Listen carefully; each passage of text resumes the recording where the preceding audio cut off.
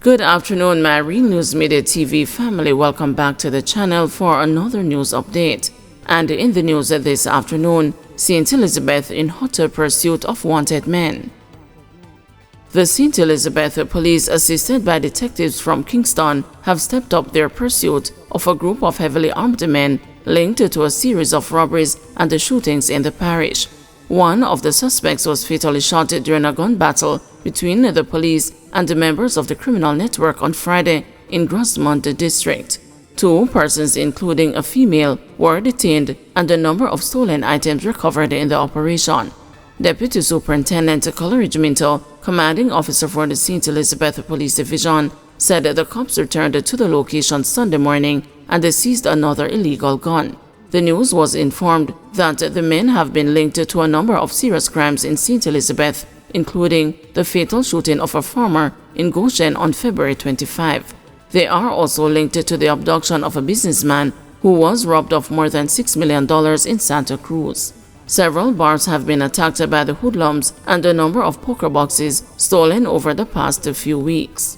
We continue our operations in several areas of the parish. This morning, an intelligence-driven operation was conducted in the Grosmont community, in which one man was fatally shot on Friday. During the operation, a Honda Fit motor car, which was parked in the area of operation, was searched and a Glock 17 pistol recovered. We are also continuing our search for the two men who fired at the police on Friday. These men are armed and dangerous, and we're appealing to members of the public not to harbor them. We're also appealing to the men to surrender to the police, and they can do so with their attorney. But if not, they can rest assured that myself and my team will not stop until they are caught.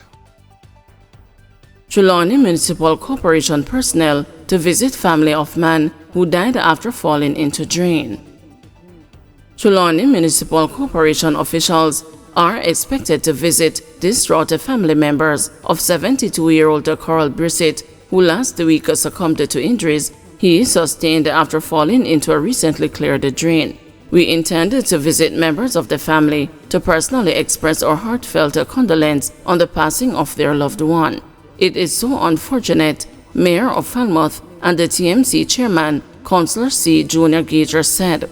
Brissett was left paralyzed from the waist down on March 23 after he fell into the drain, which runs parallel to the section of his premises he used as an entrance. Family and some residents have since accused the TMC of negligence, a claim that has been staunchly rejected by the corporation. Among those who leveled the blame at the TMC was Brissett's daughter Maxine, who recently flew into the island from her home in England to attend to her father's medical needs.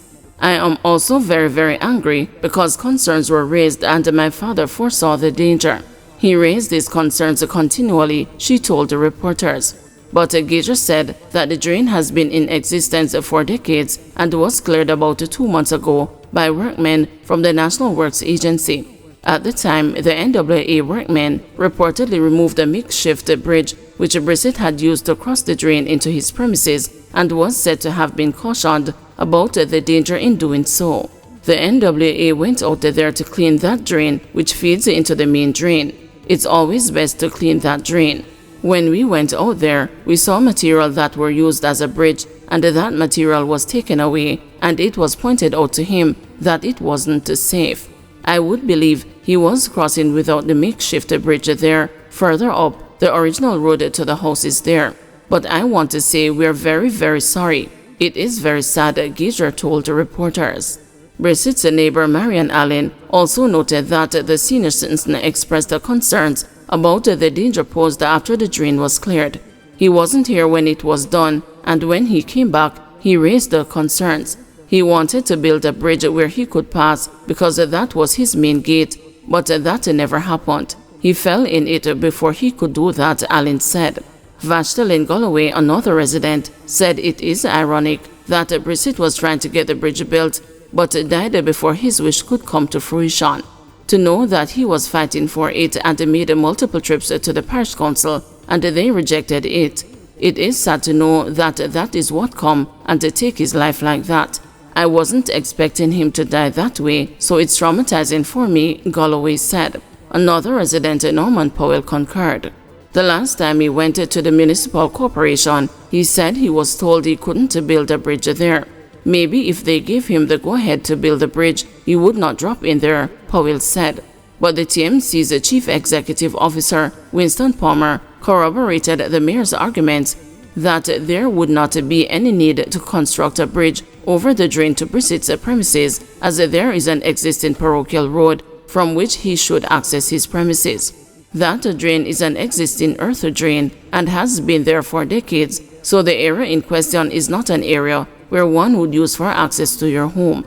There is a parochial road where the proper entrance to the homes along that stretch can get persons into their homes without trying to cross that earth drain. That earth drain is very important in the sense that it prevents the flooding of the roadway, which would also impact the main road that is nearby, Palmer said as he extended condolences to the Brissett's family.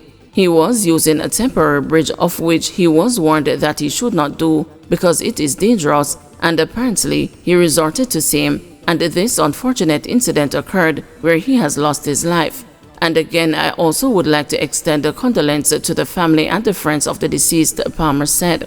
The drain was cleaned about 2 months ago. When the drain is not there and the flooding occurs, people complain. With the rainy season coming up, our drains have to be maintained. They have to be cleaned from time to time. On the other hand, if you don't clean the drain and there is flooding and a child is washed away or somebody drowned, that's another problem. So this drain will have to be cleaned in the future too, because there is a responsibility to clean the drain, he said. Cop testifies in Cabby's drug trial. A policeman on Friday recounted the steps he took after receiving information about cocaine discovered at a courier service company. The case involves a taxi driver who is accused of attempting to ship the drugs overseas. The detective constable assigned to the area when narcotics was given his evidence-in-chief in the case against Sanchez Rodney, who is on trial for possession, dealing and attempting to export cocaine. The cop testified that on February 4, 2022, about 12:30 p.m., he was at the narcotics office at the Summit Police Station when he received a phone call from a customs officer assigned to the contraband enforcement team. He further stated that after obtaining the information, he went to the Fairview Courier Service establishment with a colleague. There he engaged in conversation with a customs officer who handed him a brown carton box and provided specific details to him. According to him, the box contained an airway bill bearing the defendant's name and was intended for an individual in the United Kingdom. During a further testimony, the policeman said he opened the box, which he said contained a variety of assorted seasonings, one of which was found to contain a package with a white powdery substance that later tested positive as cocaine. Shortly after he said the customs officer handed him another box with similar contents, including one that also revealed a package containing a similar white substance that tested positive for cocaine. The airway bill bearing Rodney's name was addressed to an individual in Maldives. The cop stated that he placed the exhibits in separate transparent plastic bags, properly labeled each bag, and then handed them over for secure storage before receiving a receipt from the forensic laboratory. He also said during his testimony that he went to the courier service company the same day to obtain video recordings. Under cross-examination, the cop was asked by Rodney's lawyer, Henry McCurdy, if he had ever communicated with any of the customer service agents, to which he responded that he was prohibited from doing so. No further witnesses were summoned to testify in court, and the trial is set to continue on April 24. Rodney's bail was extended. According to court records, on February 4, 2022, about 1 p.m., the CET was conducting security checks on outgoing shipments at a Montego Bay Courier Service Company when 2 boxes were checked. The narcotics officers were called, and the boxes were checked and were found to contain 4 ounces of cocaine. Rodney was arrested following an investigation.